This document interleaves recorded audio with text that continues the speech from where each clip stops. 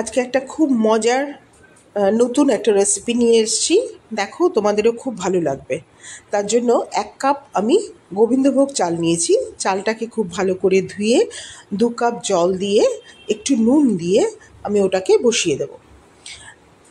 যেরকম করে আমরা সেদ্ধ ভাত করি সেরমভাবে করব। জলটা আমি কিন্তু ফেলবো না, ওই জলেই আমি ভাতটাকে সেদ্ধ করে নেব। এবার অন্যদিকে কি করছি, আমি খানিকটা সবজি কেটে নিচ্ছি। সবজির মধ্যে আমি ক্যাপসিকাম নিয়েছি। ক্যাপসিকামগুলো যতটা পারবো কুচি কুচি করে কাটবো। আর নেব পেঁয়াজ, আদা, রসুন আর চিকেন। সবগুলোই একদম খুব সরু সরু করে, খুব পাতলা পাতলা করে, ছোট ছোট করে আমি কেটে নেব যতটা পারবো। তোমরা দেখে বুঝতে পারছো কি না জানি না, এটা কিন্তু খুব মজার একটা রেসিপি। দেখো, পেঁয়াজগুলোকেও আমি খুব কুচি করে কেটে নিলাম।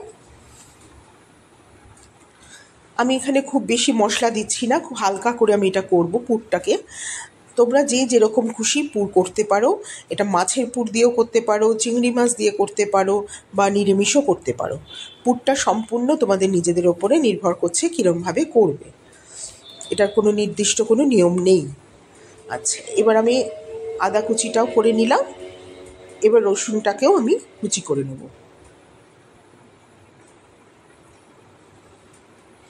আমরা যেরকম করে মাংস কষা তৈরি করি, একদম ছোটো ছোটো করে মাংস কেটে সেরকম করে কষিয়ে রান্না করতে পারো, সেটাও এক ধরনের খেতে হবে।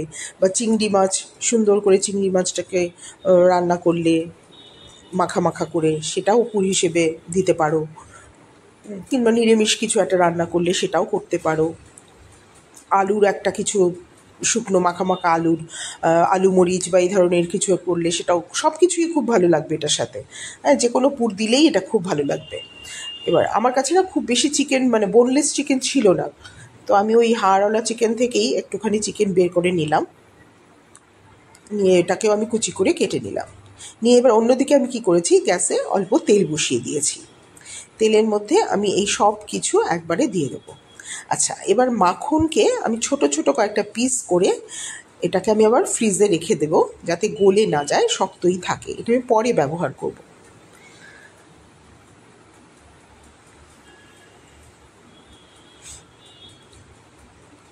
এবার আমার তেলটা গরম হয়ে গেছে। তেলের মধ্যে আমি সব কিছু যা কেটে রেখেছিলাম সব একসাথেই দিয়ে দেব। দিয়ে একটু নুন দিয়ে ভালো করে নাড়িয়ে চাড়িয়ে নেব। একটু গোলমরিচ দিয়ে দেব। খুব হালকা হালকা করে আমার আজকে রান্না করতে ইচ্ছে করছে পুরটা। তো আমার মনে হচ্ছে যে গন্ধটা সব পাওয়া যাবে হালকা করে করলে। ক্যাপসিকাম, গোলমরিচ, অরিগ্যানো যা যা দেবো তার প্রত্যেকের সুন্দর গন্ধটা আমি পাবো। সেই জন্য ওই আদা রসুন পেস্ট দিয়ে আমরা যেরকম করে করি কষিয়ে, তো সেরমভাবে আমি আজকে করিনি, খুব হালকা করেই করেছি। আর একটা আলু সেদ্ধ করে রেখেছিলাম, আলু সেদ্ধ করে সেটাকেও দিয়ে দিলাম একটু মাখো মাখো হওয়ার জন্য। আর ধনেপাতাটা কুচি করেছিলাম সেটাও দিয়ে দিলাম। দিয়ে এবার আমার পুরটা রেডি হয়ে গেল। এবার এদিকে এটা ঠান্ডা হোক, দেখি ভাতটা হয়েছে কিনা। ভাতটা কিন্তু হয়ে এসছে, কিন্তু জলটা আরও শুকোতে হবে। সেজন্য আমি কি করব, ঢাকা দিয়ে এটাকে আমি সুইচটাকে অফ করে দেব। অফ করে দিয়ে এবার এটা সেদ্ধও হোক আর বেশ ঠান্ডাও হয়ে যাক। ঠান্ডা না হলে আমি ধরতে পারবো না। আচ্ছা, এবার দেখো আমার ভাতটা ঠান্ডা হয়ে গেছে।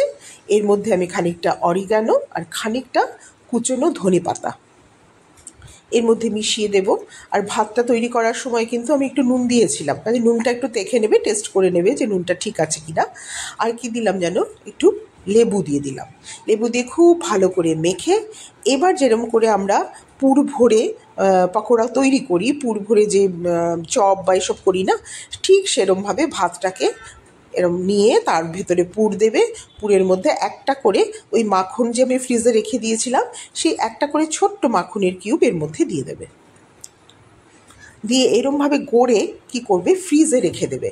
ফ্রিজে বেশ খানিকক্ষণ রেখে দিলে দেখবে খুব সুন্দর সেট হয়ে গেছে। তখন ভাজতে কিন্তু খুব সুবিধা হবে। আরেকটা কথা বলে রাখি, সেটা হচ্ছে ভাত তো একটু আঠালো জিনিস, এই গড়ার সময় কিন্তু দেখবে হাতে খুব লেগে যাবে।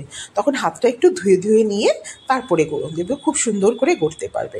আর দেখো, আমি এই যে তেলে দিয়ে দিয়েছি, আমি কিন্তু ফ্রিজে রাখিও নি, এমনিই দিচ্ছি। তাতেই দেখো একটুও কিন্তু ভাঙছে না। নষ্ট হচ্ছে না, শেপটা যেরকম দিয়েছি সেরকমই থাকছে। এরকম করে সুন্দর করে ভেজে তোলো, তারপরে খাও, দেখো ভীষণ ভালো লাগবে। ওপরটা ক্রিস্পি থাকবে আর ভেতরটা বেশ জুসি আর নরম নরম। ভীষণ একদম অভিনব একটা রেসিপি, বেশ সুন্দর একটা রেসিপি, খুব ভালো লাগে।